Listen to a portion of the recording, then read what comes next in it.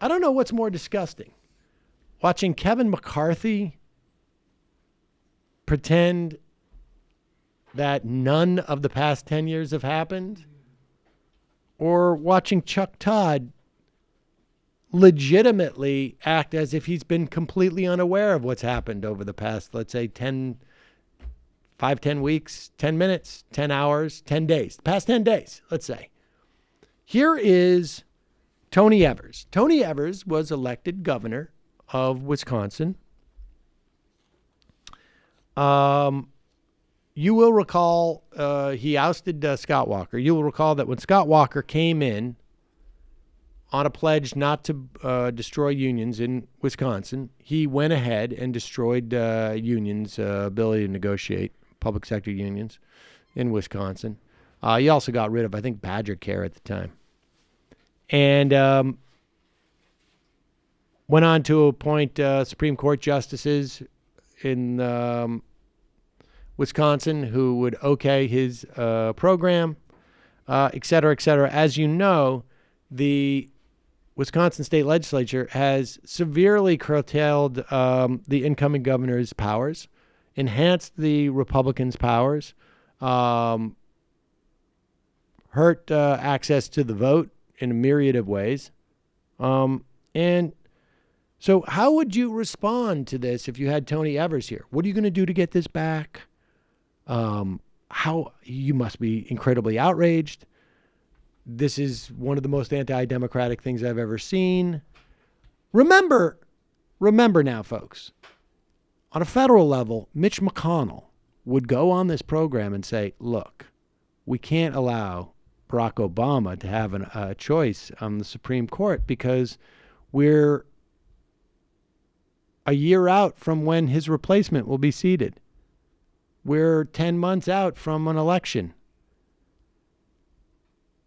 Compare and contrast when someone has the entire system of government in Wisconsin is altered during the lame duck session because they lost. So I'm not particularly encouraged at this point in time, but it's around Scott Walker's legacy. He has the opportunity to change this and actually validate the will of the people that voted on November 6th. Did you negotiate with him? Did you say, you know what, look, I know X is really important to you, I get that, but what's with Y and Z here? Was there a Y and Z? Did you go to him and say, look, I really think this part is just crazy. Please veto that. If you want to keep this, I get it. No, I talked about a few areas that are really important that actually Republican business leaders have talked about that would take away power and implicate and make economic development much more difficult in the state of Wisconsin. But the entire thing is a mess. It's a hot mess, and I believe that he should veto the entire package. In fact, at least 3 or 4 of the pieces that are in there now, he has vetoed previously. And so it makes no sense to me. And you know, he's been a long-time public servant, and he has a legacy here. So we're hopeful that he will veto the whole thing. I'm curious. After you were elected, and quickly we heard word that the Republican Speaker and the Republican Majority Leader in the legislature there were considering these bills. Did you reach out to them personally before the bill started going? And if you did, what was that conversation like? Well, I met with Robin Voss, the speaker, much before those words came, that rumor came down the pike. No, I haven't had a chance to talk. I mean, it was last minute. It's one of these, here's the rumor, and then here's the bills that have been worked on for several months. But, you know, Chuck, if Scott Walker had won this election, if Scott Walker had won this election, we wouldn't be sitting here talking to you today. Is there any part, you know, one of the things that the speaker said, he goes, well, in hindsight, maybe we gave the governor too much power. Take the partisan hat off a minute, all right? I know that perhaps many people read that comment. Pause it for 1 second. Okay, just let me contemplate this, all right? The voters of Wisconsin have voted out these people. So the first suggestion and the second suggestion by Chuck Todd is, but did you have like a man-to-man conversation with these guys and say, hey, come on, guys, What are you doing this for? Come on. Look, I'll give you a little bit this. You give me a little bit of that. As if like what the voters voted on was not enough. Right? That the obligation is you because you just won the election. So, of course, you need to placate the people who did not just win the election. I mean, this is just, there's a pathology here. There's a pathology. You would never see this in the reverse. Yeah, and nothing he did would placate them regardless. Of course not. It goes without They saying. would laugh at him. They would laugh at him. I brought you a bag lunch. We can hash this out. Hey, how about some of those cheese things that we're famous for around Brought here? some LaCroix. Yeah, what are those cheese nubs? What are those the cheese nuts? Curds? Cheese curds. Yeah, That's Wisconsin. I brought you some cheese curds. That might be what Chuck Schumer would tell him to do, but probably not the best idea. Tony Evers, I know you just won the election. Do you ever think about going over there and bringing some coffee? Just bringing him a cup of coffee and here's some donuts and just being the nice guy in the office. Let's see what else now. Go back a little bit because now he's like really starting to go like, well, maybe you really dropped the ball here. Maybe you If really. Scott Walker had won this election, we wouldn't be sitting here talking to you today. Is there any part, one of the things that the speaker said, he goes, well, in hindsight, maybe we gave the governor too much power. Take the partisan hat off a minute, all right? I know that perhaps many people read that comment tongue-in-cheek. But do you believe he's right? Well, there are things in that bill that really had nothing to do with giving Scott Walker anything. So, no, I don't agree with that. We have balanced power in the state of Wisconsin. The legislature on both sides are Republican. I'm a Democrat. The Attorney General's a Democrat. No, I view this as completely different than what Robin Vos believes. And that is that we are trying to invalidate the will of the people. The people of Wisconsin voted for me because they knew that I was for good schools and good transportation system and good health care. They didn't elect me to fight over administrative powers in the state of Wisconsin vis-a-vis the Republican majority. No, I think this gets us off to a bad start, and I think it's a mistake. But we'll continue working to get the people of Wisconsin to convince Scott Walker to think about his legacy and make sure that he vetoes this language. Democratic Congresswoman Gwen Moore said the following: the legislatures who engineered this coup, their actions amount to a smash and grab hijacking of the voters' will. You think coup's the right word here?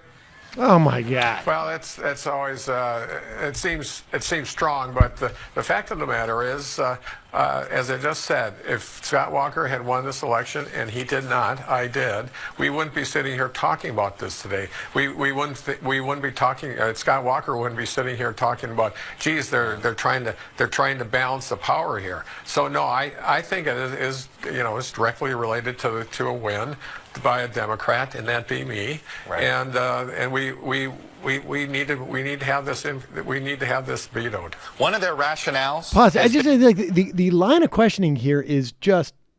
But honestly, let me give you a chance. There's a congresswoman from Wisconsin. She's black, and she said the word coup. Don't you think that's going too far? Don't you think that's going too far? Not the problem with, let's say, we're going to shut down the majority of early voting. Not the problem with, say, that we're going to strip the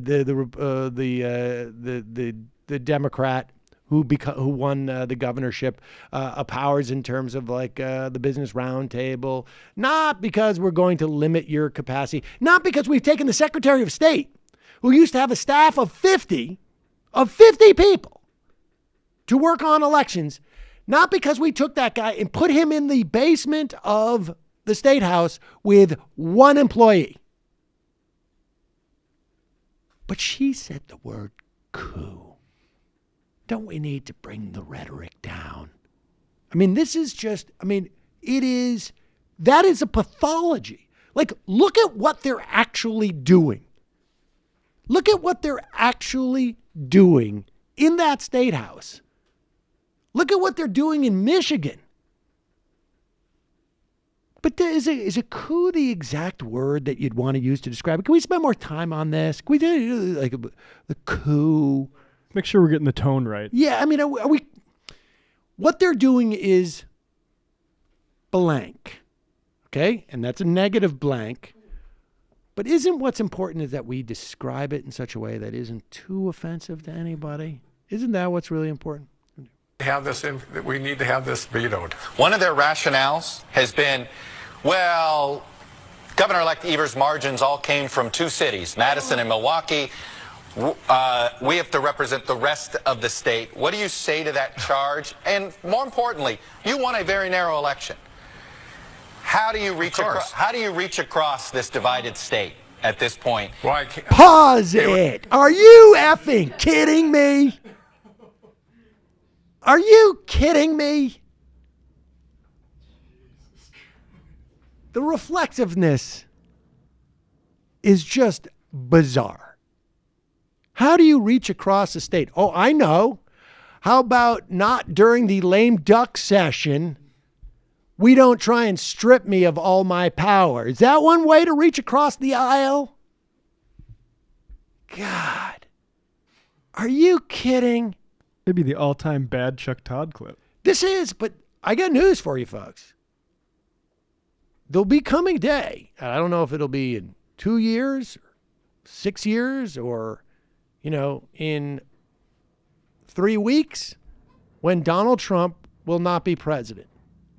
Maybe it'll be because he just can't take it anymore. Maybe his heart will give out. Maybe he'll lose an election. Or lose it, generally. Maybe that I don't think has kept anybody out of office. Maybe he will serve out 2 terms. But one day there will be no Donald Trump. And you're going to expect that the media is going to understand what just happened and how he was enabled by the darling Paul Ryan and the old institutionalist Mitch McConnell and et cetera, et cetera. And you're going to think, the media, they know better now. I want you to go back and look at that clip over and over again until you realize they don't, they won't. There is going to be no moment where you can say like, glad that passed. Now everything's going to be better than normal. No. And also, you should also understand, if you're one of those people who've only recently engaged in politics, this type of crap has been going on for at least 2 decades. At least. It may have been worse during the Bush administration. Probably worse because, George Bush was part of the elite and was much more well-behaved than Donald Trump. Born again. Except for the killing of the hundreds of thousands of people. Aside from that part, much better behaved. They say it's not the war of choice that kills the hundreds of thousands of people. It's the manners that counts.